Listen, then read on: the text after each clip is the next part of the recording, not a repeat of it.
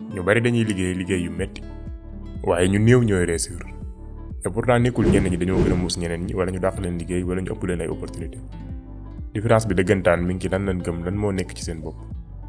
tey dañuy jàng fan la ngëm-ngëm yi ñuy am di jóge, nan la mën a defaree suñu àdduna ak nan la mën a yàqee suñu àdduna, naka lañ koy contrôler. bu ñu bëggee changer suñu àdduna faaw ñu changer suñu ay ngëm-ngëm d'abord parce que comme niñ ko yàgg a waxee changement ci biir lay commencer. ñoo ngi ci suñ 3e vidéo ci livre bi ñuy wax pouvoir illimité foo bind tudd Tony Robbins. balaa ñu ci ñëw ñu lay fàttali nga abonné ci chaîne bi te aimé vidéo bi. gars yi dal leen ak jàmm ci seen bi ñuy ñaan suñu nuyoo fekk leen ci jàmm. tey dañuy wax ci la croyance ngëm-ngëm. benn boroom xam-xam day wax ni nit li mu gëm rek lay doon. bu ñu xosee gëm ni dara dëgg la dañuy jox suñu cerveau ay signal ci mu trouver nan lay defee loolu réalité. looloo tax ñuy wax ni ngëm mooy ubbi buntu excellence. waaye de même que mën na màbbu say capacité yépp bu fekkee da nga am ay ngëm-ngëm yu bon. ngëm day génne capacité yi nga xam ni mënoo ko woon sax imaginer. et day orienter capacité yooyu pour nga àgg ci résultat yi nga bëgg. ngëm-ngëm mooy busal bi ñuy guider jëmale ñu ci suñu objectif. et moo ñu jox confiance ci ni dinañ àgg. Tony day wax ni ak ngëm-ngëm yu baax mën nga créer àdduna bi nga bëgg a dund. waaye boo ko amul da ngay mel ni gaal gi réer ci digg géej gi te amul moteur amul gouvernail. en réalité ngëm-ngëm am na pouvoiru feebarloo nit comme am na pouvoiru wéral ko. Tony day nettali lu mel noonu ci benn gëstu bu mu doon def. ci benn jigéen boo xam ni niveau suukaram dafa normaloon. waaye dafa dem ba benn instant mu yaakaaroon ni dafa am suukar. bi mu commencé am ngëm-ngëm boobu physiologie am dafa commencé soppeeku. comme physiologie ku amee suukar. nga xam ni ngëm-ngëm yooyu mu amoon dafa mujj nar a nekk réalité. et pourtant existé wul woon ci commencement bi. cerveau li nga ko digal rek lay def. te xàmmewul li am en réalité ak li amul. li nga ko jox rek lay appliquer. ñu bari ci ñun dégg nañ li ñuy wax placebo. placebo mooy nit feebar ñu jox ko benn garab ni ko moo koy faj. nga xam ni nit ki da koy utiliser di gis résultat di wér. alors que ndox kese lay naan wala ay affaire yu amul benn effet. nga xam ne li koy faj nekkul ci garab bi mais ci moom la ci xelam. dañoo fexe ba gëmloo ko ni garab bi da koy faj. léegi ngëm-ngëm boobu mu am moo koy faj en réalité. benn boroom xam-xam day wax ni ci faj du chaque jour le médicament di nekk obligation. waaye ngëm-ngëm bi obligation la chaque jour. loolu la ñuy faral di wax ni loo gëmul du la jariñ dara. am na benn gëstu bu ay boroom xam-xam def ci ay patients yu amoon feebaru ulcère. dañu xaaj patients yi ñaari groupe. benn groupe bi dañ leen a jox ay médicaments wax leen ni da leen di faj complètement. beneen groupe bi ñu jox leen ay médicaments wax leen ni médicaments yi phase test la nekk xamaguñ efficacité bi carrément. résultat bi mooy 70% ci groupe bu njëkk bi tane nañ bu baax ci ulcère bi. alors que deuxième groupe bi 25% ci ñoom ñoo tane. waaye surprise bi mooy ci ñaari groupe yépp médicaments yi ñu leen doon jox fajul dara. yaakaar naa différence bi leer na. différence bi mu ngi ci ngëm-ngëm bi ñu amoon. placebo boroom xam-xam yi def nañ ci ay gëstu yu baree bari. am na ci sax yoo xam ne dañuy jox patient bi ay garab yu am ay effets yu négatif gëmloo leen ni dinañ gis résultat yu positif. bu ñu defee loolu dañuy gis ni duñu am benn résultat bu négatif. ci yooyu yépp dañuy gis ni ngëm mooy élément essentiel bi mooy def différence bi. waaye li ci garaaw tarak lu mooy noonu la ngëm mën a joxe ay résultats yu positif même ci lu négatif. noonu la mën a joxe ay résultats yu négatif même ci ay mbir yu positif. xawma ba xam yéen a ngi bàyyi xel ci gravité bi. c'est-à-dire que mën na la def ko impuissant wala ko échec wala ku dul réaliser benn résultat ci àdduna bi. boo gëmee ni da ngay réussir di nga ko mën a réaliser. waaye boo gëmee ni da ngay échec ci échec nga jëm. ñaari ngëm-ngëm yépp am pouvoir bu jéggi dayo. léegi question bi ñuy poser mooy ban moo gën ci ñun ak naka lañ koy créer. pour commencer faaw ñu xam ni am nañ choix ci li ñuy gëm. parce que en général duñ ko faral di jàppe noonu. waaye li ñuy gëm mën na nekk luñ tànnal suñ bopp ak conscience. mën nga tànn ngëm-ngëm yi lay jëme kanam wala yi lay yàqal. waaye li am importance mooy nga tànn ngëm-ngëm yi lay jëme kanam àgg ci résultat yi nga bëgg. tàqalikook ngëm-ngëm yi lay baare. benn boroom xam-xam bu ñuy wax Virgile daf doon wax ni ñiy réaliser dara dañ koo def parce que dañoo gëm ni mën nañ koo réaliser. léegi fan la ngëm-ngëm yi ñuy am di jóge. lan moo tax ñenn ñi di am ngëm-ngëm yu leen di jëme ci réussir. ñeneen ñi di am ngëm-ngëm bu leen di jëme ci échec. bu fekkee dañoo bëgg a roy wala ñu bëgg a copier ay ngëm-ngëm yu indi réussite. li ñuy njëkk a soxla pour xam ko mooy fan la ngëm-ngëm di jóge fan mooy source bi. première source bi mooy environnement bi. ci environnement bi nga nekk foofu la ngëm-ngëmu réussir wala échec di commencer. ñaare ñiy dund ci ay villages yu pauvre seen problème du nekk ci ay frustration ay stress dañ koy dépasser facilement. problème bi dëgg mooy jeexital bi environnement boobu di def ci seen ay rêve ak seeni ngëm-ngëm. bu fekkee ci environnement bi nga nekk foo xool échec ngay gis. ci genre environnement boobu day jafe lool nga créer ci sa bopp ngëm-ngëm bu lay jëmee ci réussir. parce que en général li ngay gis mooy ñëpp a tolloo niveau bu ko defee rêve yi ñëpp am rek ngay am. bàyyil xel liñ la waxoon ci chapitre yi passé ñun ñëpp ay roy dara chaque instant. bu fekkee da ngaa màgg ci environnement boo xam ne li nga xam mooy richesse ak réussite day yomb lool nga créer mbir yooyu. Albert Einstein daf doon wax ni ñu néew ci ñun ñoo am capacité wu exprimer ay opinion yu wuute ak précisément ak ngëm-ngëm yi suñu environnement am. nit ñi dañuy tënku bu baax a baax ci seen environnement. moo tax boo demee ci benn dëkk ñenn ñi commencé am xaalis ñeneen ñi tamit dañuy commencé am. parce que ni ñu doon natte réussite mooy commencé changer. peut-être bu njëkk dañoo jàppoon ni am loo suturloo mën a yor sa njaboot mooy réussite. léegi dañ jàppee réussite mooy am alal am ay kër ay oto yóbbu sa yaay màgg ak yu mel noonu. léegi comme nattukaay bi changé na ku nekk da ngay def lépp loo man pour àgg ci niveau boobu. looloo tax ngay dégg ñuy wax naan dëkk sàngam dañoo am xaalis dëkk sàngam dañoo bari ay moodu ak yu mel noonu. environnement bi ñuy dund mooy influencer loolu.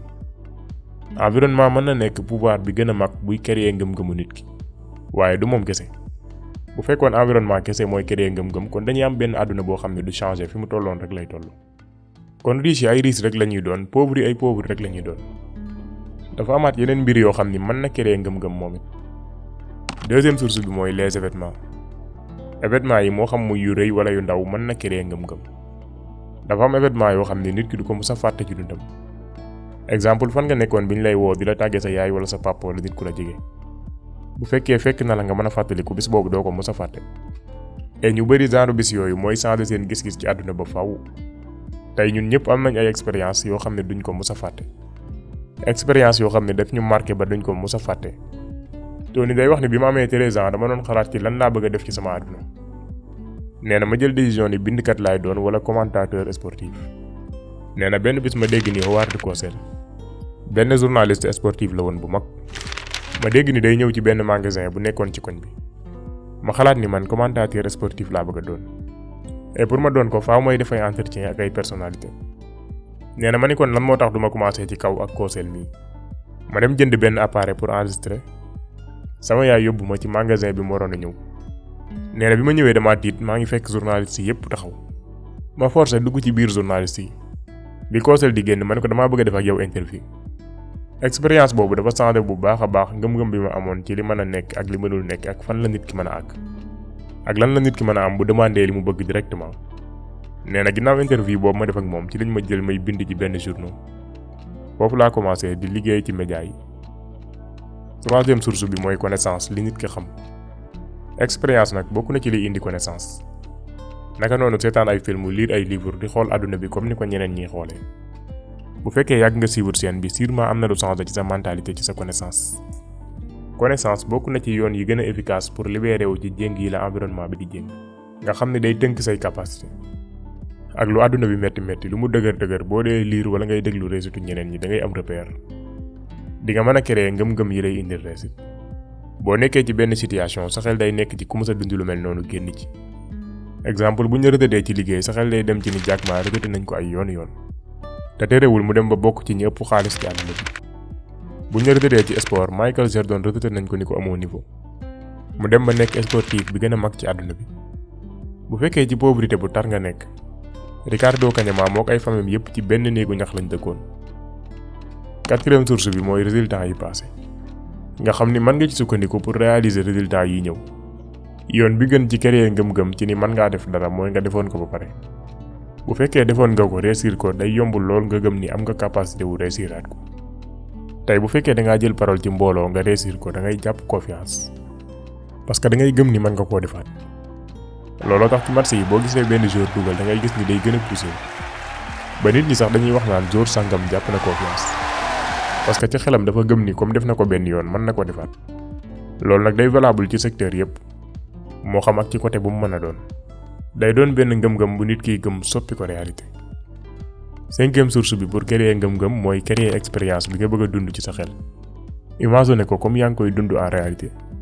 mbir yi nga dund ni muy jeexitalee ci sa ngëm-ngëm. mbir yi nga imaginer ci sa xel tamit noonu lay jeexitalee ci sa ngëm-ngëm.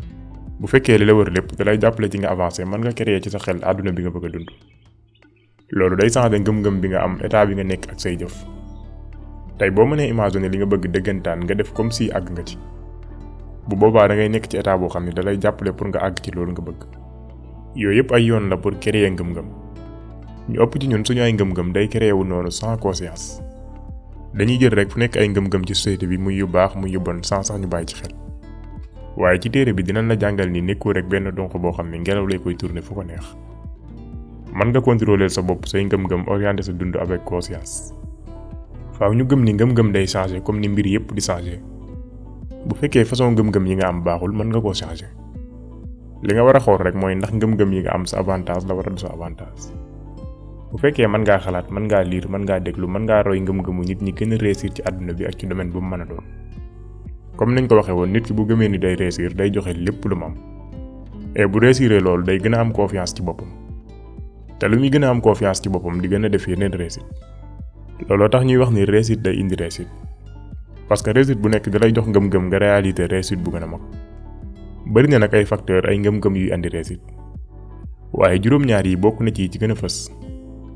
moom la ñuy tuddee les 7 croyances du succès John Milton daf doon wax ni xel mën na soppi sawara def ko bonheur comme ni mu mënee soppi bonheur def ko sawara Tony day wax ni nit ñi mu doon jël comme exemple ci réussir fekk na ci ñoom ñëpp juróom-ñaari mbir yi et gis na ni juróom-ñaari mbir yi dimbali nañu bari ci ñu jëm ci kanam croyance numéro 1 mooy lépp lu xew am na raison am na bii et loolu daf ñu war a jariñ dara yéen a ngi fàttaliku histoire Mitchell bi ñu fi doon waxtaane mooy waa ji pertoon partie yaram bi ci suuf yépp ak loxo yi ban ngëm-ngëm la amoon ba mën a dépasser défi yooyu yépp Mitchell dafa jëloon décision jariñu ci li ko dal ak ci façon bu mu mën a doon même chose bi lañuy fekk ci gaa yi réussir yépp dañuy gis ni dañoo am capacité bu jéggi dayoo ci concentré wu ci mbiri positif ak ni situation bi mën di demee dañuy concentré wu ci possibilités yi dañoo gëm ne lépp lu xew dafa am raison bu ko waral te xew-xew boobu ci seen avantage la nekk bépp problème am na avantage bu nekk ci biir bu ëpp problème bi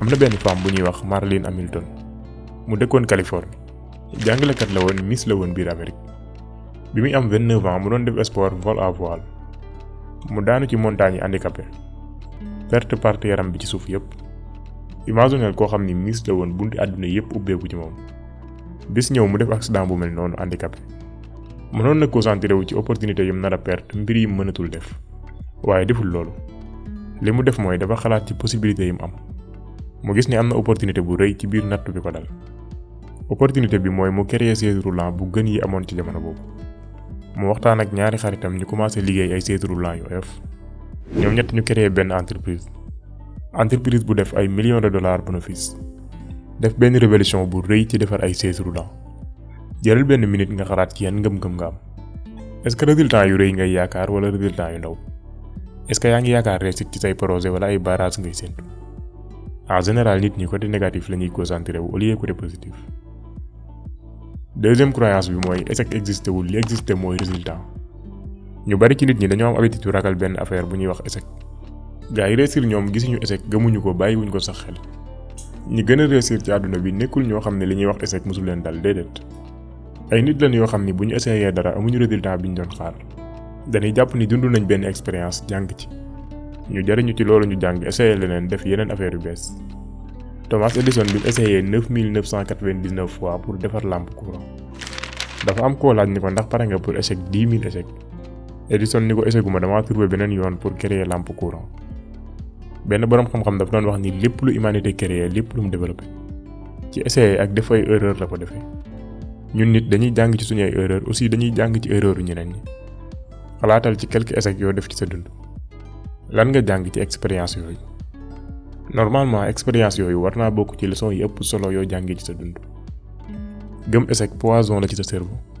nit ki bu gàttee ci xelam ay émotions yu négatif day jeexital ci côté yépp ci dundam day jeexital ci liggéeyam day jeexital ci ay relation day jeexital ci étam ragal échec nag bokk na ci barrage yi gën a naqaree jéggi ci ñi ëpp ci nit ñi docteur Robert dafa doon poser question lan ngay def bu la wóoroon ni doo échec xalaatal bu baax tey buñ ne la woon ak loo mën di def doo échec lan ngay def sûrement am na mbir yu bari yoo xam ni kon di nga ko def est-ce que jotul nga tenter mbir yooyu xam ni échec existé wul résultat moo existé defal li nga bëgg a def boo amul résultat bi nga bëgg nga changer li nga defoon pour àgg ci résultat bi nga bëgg. Troisième croyance bi mooy assumer seen ay responsabilité ak lu mën a xew loolu jikko la bu ñuy fekk ci gars yi réussir parce que dañoo gëm ni ñoom ñooy defar seen àdduna moo tax dañu utiliser baat yu mel ni maay responsable bi ak dinaa trouver solution jël say responsabilité mooy nattukaayu maturité ak mentalité bu dëgër. nit ñi fort dëgg mooy nit ñi jël seen ay responsabilité ñi faible mooy ñuy daw seen ay responsabilité di wut ku ñu làq wala kuñ ko jiiñ. dafa yomb lool dara xew nga dégager say responsabilité waaye du li gën. 4e croyance bi mooy du obligation da ngaa war a comprendre lépp pour mën a utiliser lépp. gars yi réussir gëmuñu ni obligation la ci ñoom balaa ñuy dugg ci benn mbir ñu xam détail yépp. xam essentiel bi rek lañ soxla. parce que dañoo fort trop ci économiser temps. parce que comprendre nañ ni temps mooy li nga xam ni kenn mënu ko dabaatal. moo tax ñuy préférer jël keneen mu liggéeyal leen ñoom ñu concentré wu ci mbir yi ëpp solo. tey bu ma la posé woon question téléphone bi nga yor sa loxo nu mu composé woon nu machine yi di marché ñaaray am benn doo ci tontu wala doo ci tontu bu leer waaye ak loolu lépp terewul yaa ngi ko yor da ci faj sa soxla li nga ci soxla xam nga ko. leneen li dafa am ñeneen ñu ci spécialisé wu ñoom nga koy bàyyi. ñoom gaa yi réussir nag capacité boobu lañ am. xam nañ li ñu war a comprendre ak li jërul comprendre. du forcément dañoo war a xam lépp. Steve Jobs su créé Apple iPhone am nañu ko gënoon a maîtriser informatique gën ko xam ay machine waaye bokkoon na ci ñi gënoon a efficace ci ni ñu utiliser li ñu xam. 5e croyance bi mooy nit ñi ñooy sa réussite bi gën a mag. nit ñi nga gis ñu avancé ñëpp def ay résultats yu rëy. ay nit lañuy doon yoo xam ne dañuy gëm esprit équipe dañuy gëm objectif commun. kenn nit mënul réaliser dara lu am solo moom kese. former équipe mënul ñàkk bu fekkee da ngaa bëgg àgg ci réussite. loolu la olof di wax ñaara man kenn. kenn nit mënul am capacité yépp ak lu mu muus. bu ñu xoolee entreprise yi gën a mag dañuy gis ni seen secret mooy respecter nit ñi. moo xam clients yi la moo xam emploi yi. 6e croyance bi mooy le travail est un jeu. Tony day poser question est-ce que xam ngeen kenn ku def résultat yu rëy ci liggéey bu mu bëggul. man xawma ko. bokk na ci caabi succès nga bëgg li ngay def. Pablo Picasso daf doon wax ni su may liggéey laay sentir dallu laay nekk à l'aise. toog sans liggéey wala di waxtaan damay sonal. secret ñi réussir mooy liggéey bi ñuy liggéey di leen di sawarloo plaisir lay doon ci ñoom. gëstu yi day wane ni gaa yi nga xam ne dañoo accro ci liggéey. dañuy liggéey yoo xam ne day def ci ñoom esprit de défi. da leen di exciter day gën a jox seen dund valeur. ñooñu comme ni nga jàppee fo la ñuy jàppee liggéey. dañu koy def pour sawar pour jàng lu bees pour découvrir ay mbir yu bees. ñun nag suñ problème mooy dañoo jàpp di liggéey coono la rek ak mettit. moyen la rek pour am loo dundee. boo ko jàppee noonu la plupart loolu rek nga ci am. 7e croyance bi mooy amul benn réussite buy durer sans engagement. gaa yi réussir mooy gaa yi nga xam ne dañoo am engagement bu rëy. bu fekkoon benn ngëm-ngëm rek mooy indi réussite bu boobaa engagement lay doon. boo xoolee gaa yi réussir ci domaine boo mën di dem da ngay gis ni nekkul ñi mën ci domaine bi wala ñu gën a muus wala ñu gën a gaaw wala ñu ëpp doole déedéet. ñi muy doon mooy ñi ëpp engagement. li def Michael Jordan Cristiano Ronaldo ak ñeneen li ñu doon mooy engagement bi ñu am ci li ñu nekk. engagement élément essentiel la ci réussir. gaa yi réussir ay nit yu sérieux la ñuy doon yu pare pour def lépp ngir àgg ci réussite. gaa yi foofu la ñuy yem ak yéen ci vidéo bi. ñu leen di fàttali ngeen abonné ci chaîne bi tamit vidéo bi. ñu leen di fàttali aussi suñu formation yi mi ngi disponible. muy vente en ligne code de commerce crypto-monnaie Alibaba. pour inscrire mën ngeen ñu envoyer message ci numéro bii. ba samedi ak jàmm incha allah.